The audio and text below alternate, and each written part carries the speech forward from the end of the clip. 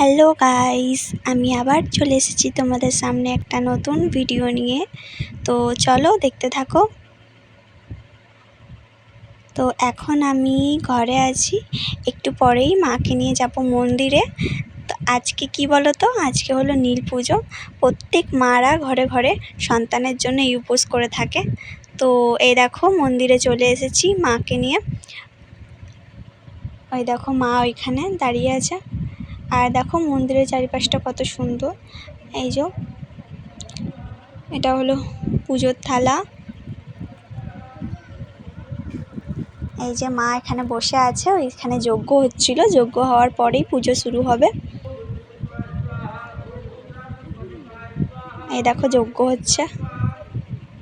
আর দেখো কত কত কেউ এখানে এসেছে, কতটা ভিড় আছে। এই মন্দিরে অনেক কেউ আসে, কারণ খুব জাগ্রত এখানে।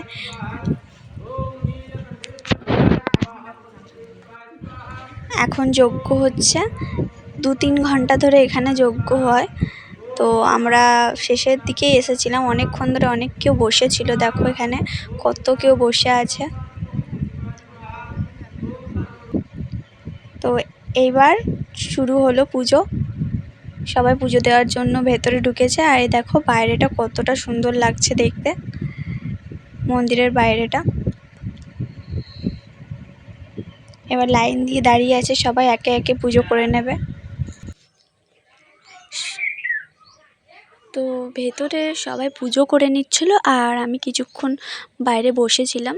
বাইরেটা খুব সুন্দর। তো ততক্ষণ বসে আমি একটা পিক তুলে নিলাম।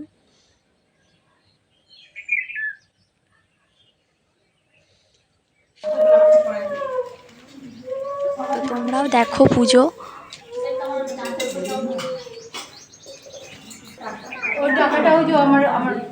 তোমাদের কেমন লাগলো ভিডিওটা আজকে কমেন্ট করে অবশ্যই জানাবে। তো তোমাদের কমেন্ট দেখে আমি আরও আগ্রহ পাবো।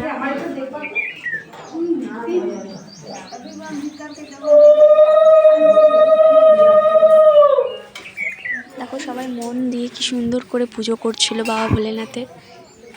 এখানে বাবা খুবই জাগ্রত এই মন্দিরে। আমার মা বরাবরই এই মন্দিরেই পুজো দিতে আসে।